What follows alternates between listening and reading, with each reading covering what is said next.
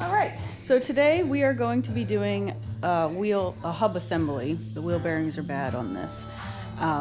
It's a 4th gen Dodge, and they're going to be about the same for any of the Dodges, whether it's a Cummins or a Gasser, 2500, 3500, even 2nd gen, 3rd gen, they're all the same. It's just a matter of the technicalities of the little bittiness of it.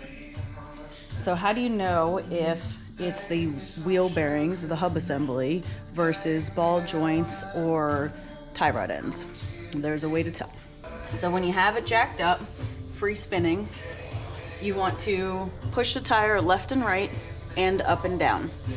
When you go left and right, you should have play. And when you go up and down, you should have play.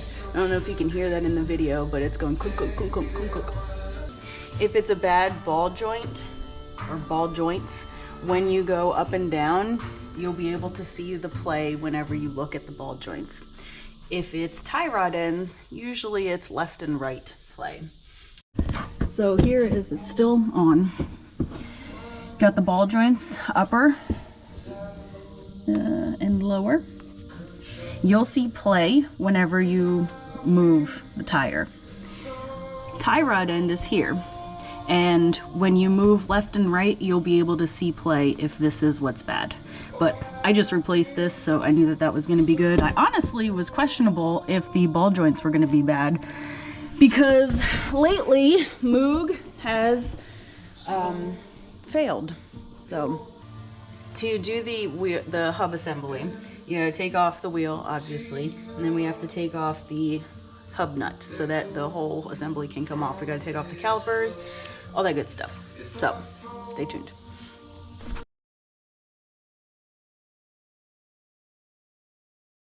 Tire off. Next step is to do the outer hub.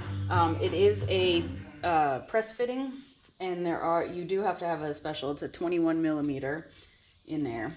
You gotta have a thin socket. So 21.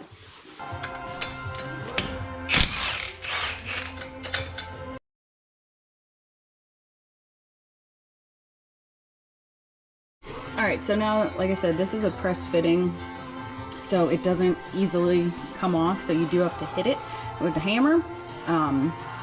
If it's really rusted on and you live in a rust belt state, then this might be a little difficult. You need a big ooga whacker to do it, but usually just tap it a little bit, and then it'll pop off.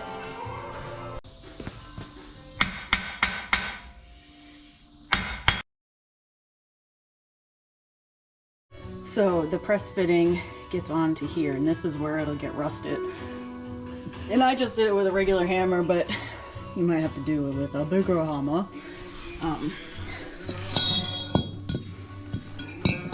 And it gets rusted in here.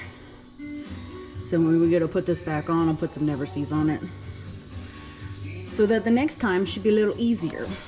So the next steps, we have to take off the hub nut and the caliper.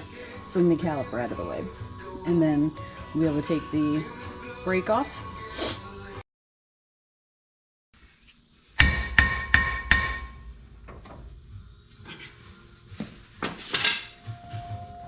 Jesus!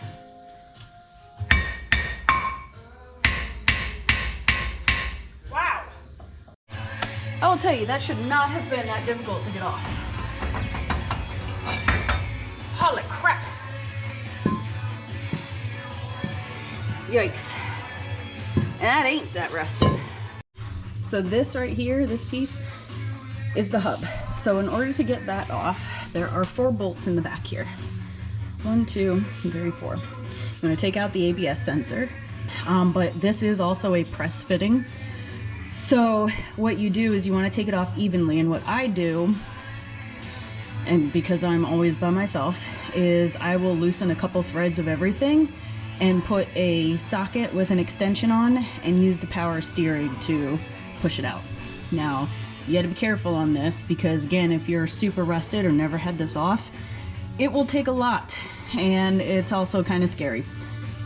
I've done it where I'm like, oh god, I think I'm gonna break the power steering pump because it took a lot of pressure. But the big thing is you want to take it off evenly and do one side, then the other side, one side, then the other side. And when you do this by yourself, it takes forever because you have to keep going in and out of the truck. And then also it's even worse on the other side because you have to keep walking around to the driver's side to do it. So this is our next step because this is what we are replacing. So I loosened them all and I left a couple threads left because in the back, let's see if I can see this here. All right, let's do this.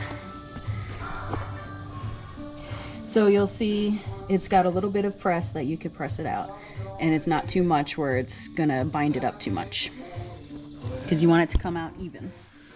And then we still gotta take off the... What I did is I put a socket on the bolt head with an extension, and I have about a finger's width. So whenever I turn the truck on and turn the wheel, it'll press against that and press against this, which will pop this off. And when you're listening, you're gonna feel it in the steering wheel, and you're gonna also probably hear a pop. And then once you do that, take it off and we do the other side. All right, let's see if I can do this one handed. I gotta get in. So we gotta go slow. I always forget which way I gotta go.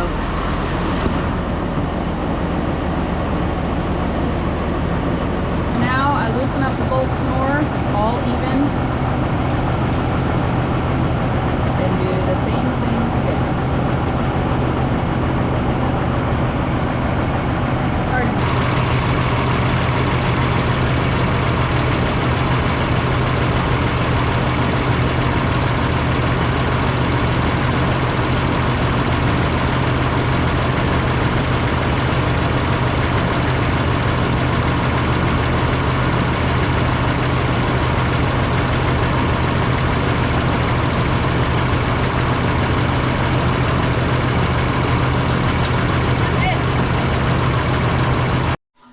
So that was pretty much it. I've already had these off, so yours might be a lot more difficult than this because I know the first times that I've done these with all of my trucks, they have sometimes gone quite scarily, if I'm being honest.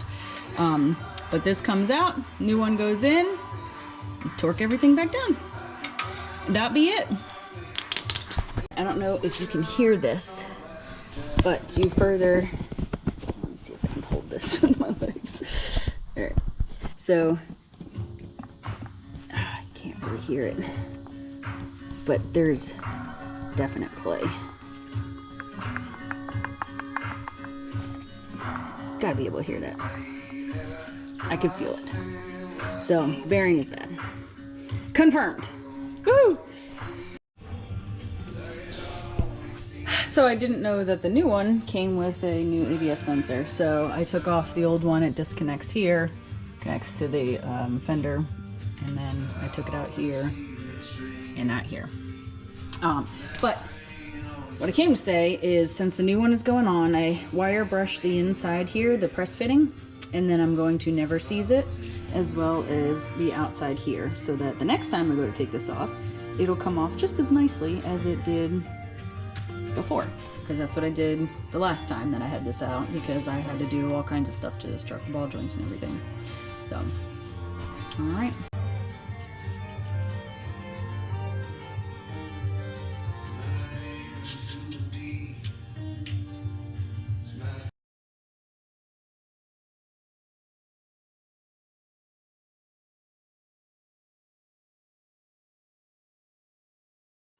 Got to do the hub nut first. So torque spec says to torque it to 132, spin it a couple times, and then 260.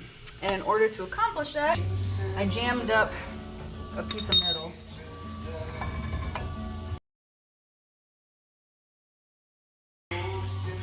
And then you torque it to 163.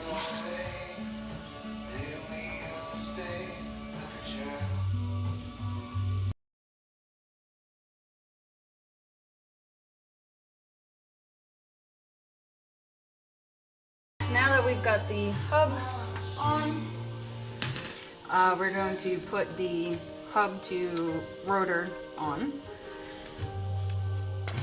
Again, never seize the outside, the nuts, and the inside. inside.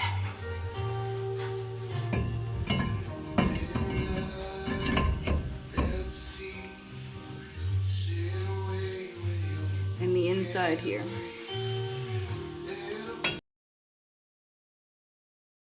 Caliper goes back on.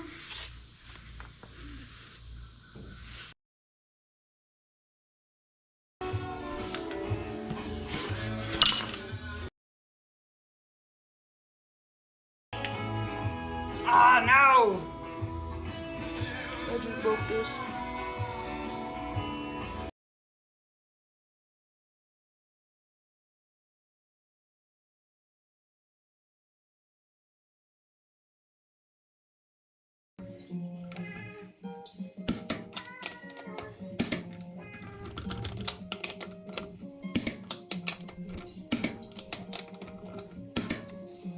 All right.